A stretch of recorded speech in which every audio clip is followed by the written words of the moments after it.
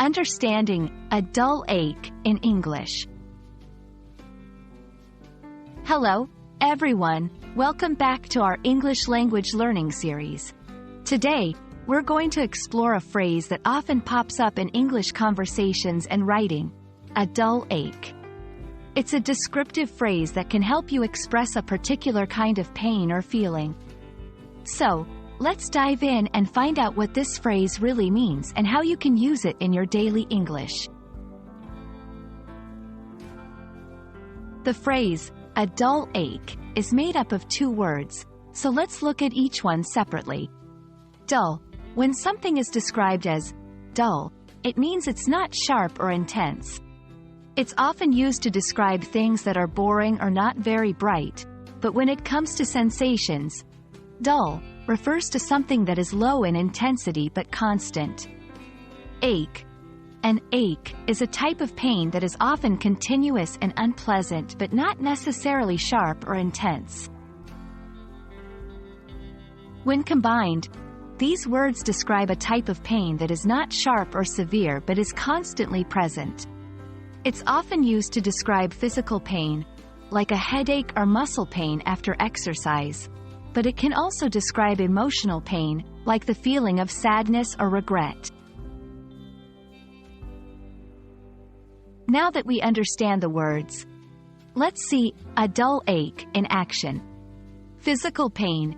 After the long hike yesterday, I have a dull ache in my legs. Emotional pain. Even though it's been years, there's still a dull ache in my heart when I think about my old home. As you can see, the phrase can be used to describe different types of long-lasting discomfort.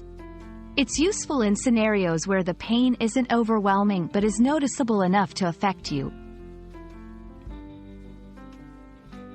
You might use a dull ache in a conversation to express how you're feeling in a way that's precise and relatable.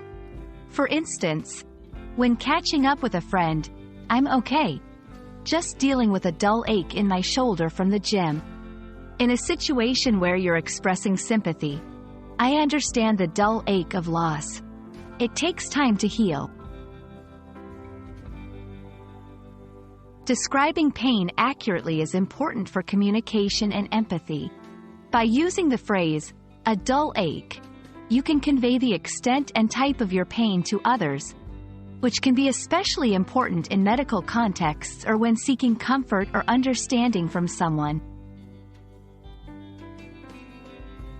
That's all for today on a dull ache. I hope this video has given you a better understanding of the phrase and how you can use it to describe both physical and emotional pain. Remember, learning English is not just about grammar and vocabulary, but also about expressing your feelings accurately. Until next time, keep practicing, and I hope your day is free of any aches, dull or otherwise.